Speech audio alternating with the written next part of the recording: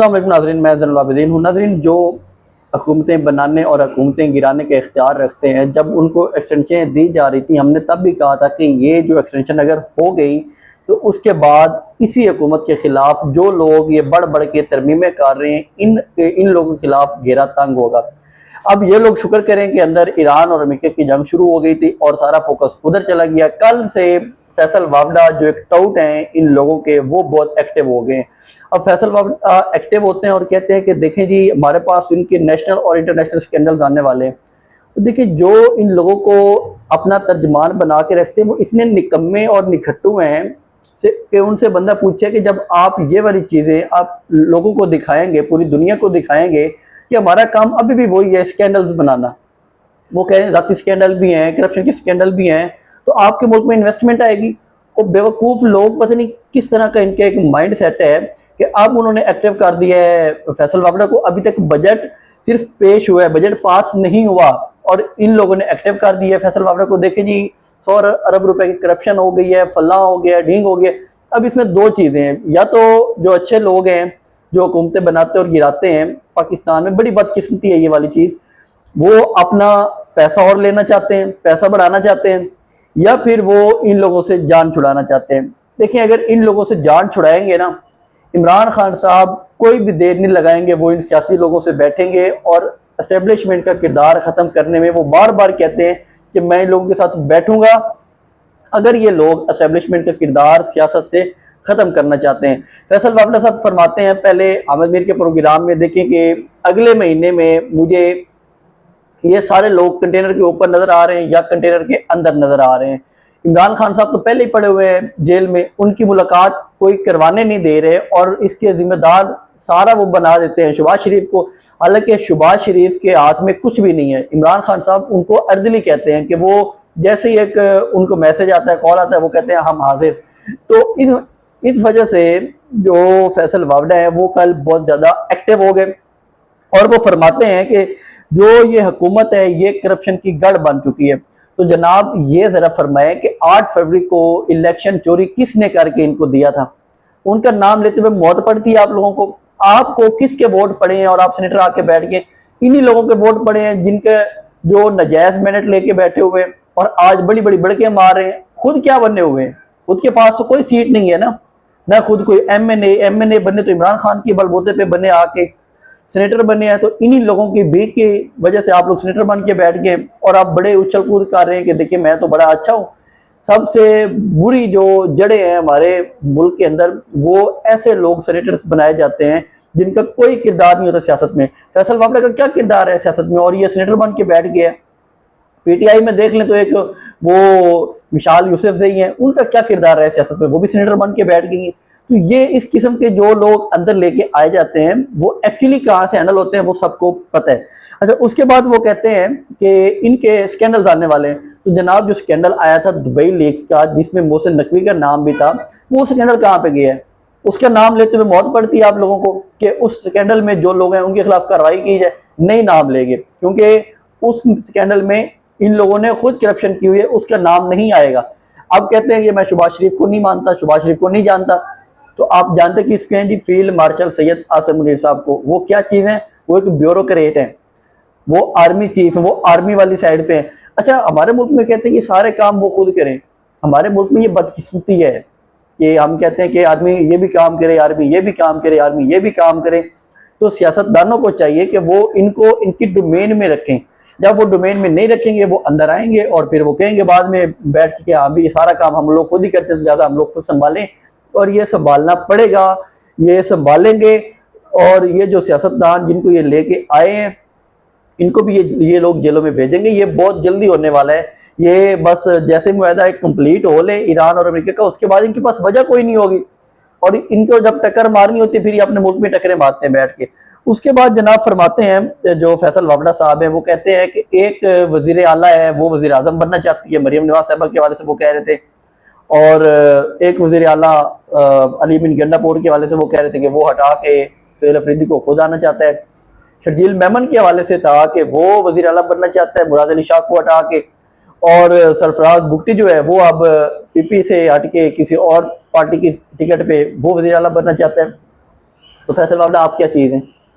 आप एक टाउट हैं, आप इससे ज़्यादा कुछ भी नहीं है। आप यहाँ पे बैठ के बड़े बड़े भाषण दे रहे हैं, अखलाकियात पे भाषण दे रहे हैं कि मेरे पास देखें ये 100 अरब रुपए की फ़ाइल है और ऐसी फ़ाइल है कि इस तरह की फ़ाइल किसी के पास नहीं होगी, FBI भी इस तरह की फ़ाइल नहीं बना सकती जो फ़ाइल मैंने बनाई है। तो जो फैसल वावड़ा साहब है उनसे बंदा पूछे कि आपको ये फ़ाइल बना के किसने दी है?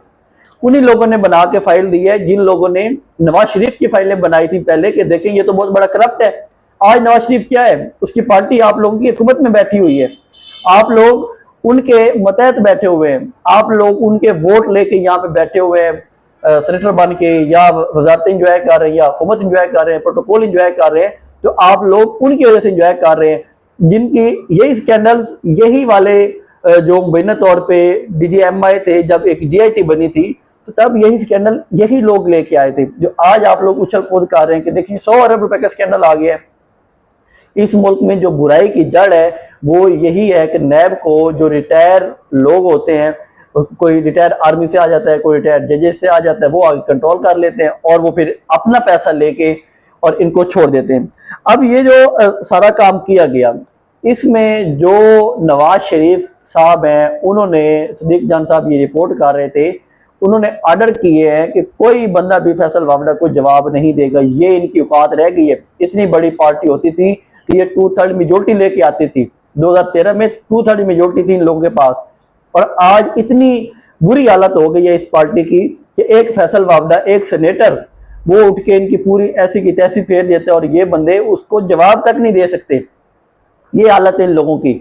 और अच्छा, एक और भी इसमें पहलू है, वो भी आपके सामने रखूं कि देखें, अब ना इनका एक मुआहदा था कि हमने बिलावल भुट्टो को लेके आना है आगे। बिलावल भुट्टो हाफ टर्म के लिए वजीर आजम बनेगा और हाफ टर्म के लिए होगा शहबाज शरीफ। अब ये बजट तो पेश हो गया है, अब जो दूसरे हैं बिलावल भुट्टो साहब, वो कहते हैं कि अब हमारी बारी है।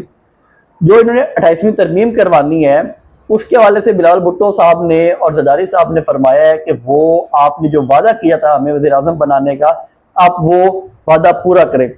अब यहाँ पे जो फील्ड मार्शल साहब है उनको आती है शर्म, वो कहते हैं कि मेरे सामने ये एक लोंडा सा, मतलब कि मैं मंसूर अली खान का लफ्ज़ इस्तेमाल कर रहा हूँ कि ये एक बच्चा सा हमारे सामने आए और मैं इनको यहाँ पे खड़ा होकर सलूट करूँ। तो इस तरह, इस वजह से उनमें असल क्लैश ये वाला है और कुछ भी नहीं है। वो अगर बिलावल भुट्टो जमहूरी तरीके पे रहते, जमहूरी तरीके से आते, जमहूरी तरीके सेटलमेंट के साथ आते, तो यही वाले लोग होते जो उनको सलूट करते। आज वो अपनी एक तौहीन समझ। तो जब आप लोग जमहूरी तरीके से आए नहीं है तो फिर उन लोगों को अपनी तौहीन लगती है कि हम लोग इनको क्यों खड़े होकर सलूट करें, ये कल के बच्चे हैं और हम इन्हें सलूट करें खड़े होकर। और दूसरी साइड मैं आपको बताऊं कि जो राणा सनाउल्लाह साहब फरमा रहे थे कि देखिए अगर PTI के लोग 10,000 पहुंच जाते हैं डयाला जेल के बाहर तो मैं जाके उन लोगों के साथ बैठ जाऊंगा। तो राणा सनाउल्लाह साहब, आपकी इतनी औकात है ही नहीं कि आप लोग उनकी परमिशन के बगैर जो आप लोगों को लेके आए हुए हैं आप कहीं चूं से चा कर सकें, क्योंकि आपकी पूरी पार्टी एक फैसल वावड़ा के सामने लेटी हुई है। और आप कहते हैं कि मैं PTI के पास जाके बैठ जाऊंगा, जो उन लोगों की एक मुखालिफ समझी जा रही है कि वो PTI और उनके आपस में क्लैश चल रहा है, तो आप लोग कहते हैं कि मैं उनके साथ जाके बैठूंगा। आप लोगों के अंदर इतनी जरूरत नहीं है। आप लोगों के अंदर अगर इतनी जरूरत है तो आप लोग रास्ते खोलें और उनको परमिशन दे के आप आए अपनी जमहूरियत में। अगर आप लोगों ने एहतजाज करना है तो आके आप लोग एहतजाज कर लें। आप लोग नहीं कर सकते, ना इस तरह की बड़के मारी करें जो आप लोग कर नहीं सकते होते। आप लोगों का जहाँ पे काम है सिर्फ बूट पॉलिश करना, वो आप लोग बूट पॉलिश करें बैठ के। इसके अलावा आप लोगों का कोई काम नहीं है कि आप लोग यहाँ पे बैठ के बड़ी बड़ी बड़के मारे के देखें हम लोग ये कर लेंगे वो कर लेंगे। तो आप लोग सिर्फ और सिर्फ यहाँ पे अपनी तैयारी करें कि जो ये बिस्तरा बोरिया गोल करने के हवाले से अब आपके खिलाफ ये शुरू हो गए। ये फैसल वावड़ा भी होगा, अभी पिछले दिनों मिशाल मलिक भी थी जो कश्मीर की एक रहनुमा समझी जाती हैं, फजूल की रहनुमा, वो भी एक्टिव हुई थी। आप लोग उसको भी जवाब नहीं दे सके। आप लोगों के बहुत थोड़े दिन है जो इस सिस्टम में नजर आ रहे हैं। ये वाले लोग आप लोगों से जान छुड़ाएंगे और आप लोगों की वो मालिश करेंगे जो इमरान खान साहब तो बर्दाश्त कर चुके हैं, वो नवाज शरीफ साहब या शहबाज शरीफ साहब बर्दाश्त नहीं करेंगे। ये तो पहले भागते हैं डील की तरफ, तो ये लोग भागेंगे फिर भी डील की तरफ। लेकिन खैर ये चीज़ मैं आपके सामने दोबारा भी रखूंगा बाद में। आज सोहेल अफरीदी साहब ने भी आना है अडियाला जेल का, उन्होंने कहा हुआ है कि हम लोग वहाँ पे एहतजाज के लिए आएंगे। तो वो अपडेट्स हम आपके साथ नेक्स्ट ब्लॉग में शेयर करेंगे। ये सिर्फ मैंने फैसल वावडा के हवाले से और नून लीग के हवाले से आपके सामने रखा है कि ये किस तरह की एक बेहयाई और बेशर्मी चल रही है फैसल वावडा की तरफ से भी और नून लीग की तरफ से भी।